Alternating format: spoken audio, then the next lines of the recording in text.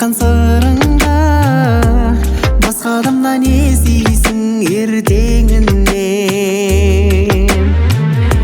Ешкімге сыр алдырма, дос боп жүріп алдыңда, айтар кейін артыңнан ертегілер. Үндеме, айтасың кімге не, сыр сақтай алмайтын жандарға үндеме. Үндеме, боп қалса бірдеңе, сөзіңді қолдана басқаша мүддеде.